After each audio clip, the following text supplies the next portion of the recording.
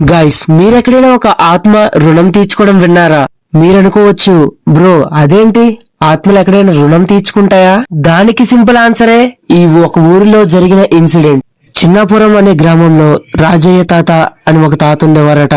ఆ తాత ఉదయాన్నే మేలుకొని దగ్గరలో ఉన్న పట్టణానికి వెళ్లేవారట. ఆయన తిరిగి వచ్చే టైంకి చాలా రాత్రి అయి ఉండేది.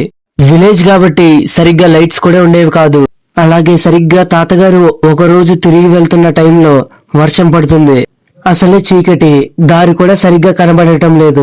రాజయ్య తాత అలా నడుస్తున్న సమయంలోని తనకి తెలిసిన ఏదో స్వరం తనకి వినబడ్డది.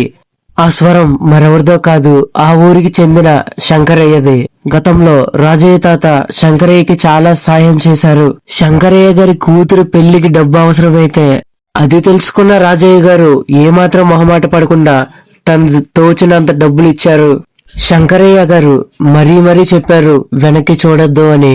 దాంతో రాజయ్య తాత గారు కూడా వెనక్కి చూడకుండా అలా ముందుకు వెళ్ళసాగడంతో తన గ్రామంలో చేరుకున్నాడు. రాజయ్య తాత గ్రామం చేరుకున్న వెంటనే అక్కడ బోల్డ్ మంది గుంపు చేరారు. అసలేమైందని వాళ్ళందరినీ అడిగి చూడగా శంకరయ్య చనిపోయాడని వార్త వచ్చింది. రాజయ్య తాత చాలా భయపడి, మరి నేను ఇంతవరకు ప్రయాణించినప్పుడు నా వెనకున్నది ఎవరు? శంకరయ్య ఆత్మ అని అనుకున్నాడు. ఈ విధంగా శంకరయ్య ఆత్మ తన రుణాన్ని తీర్చుకుంది. ఇలాంటి మరెన్నో స్టోరీస్ ని వినడానికి ఈ వీడియోని లైక్, షేర్ అండ్ సబ్స్క్రైబ్ చేసుకోండి.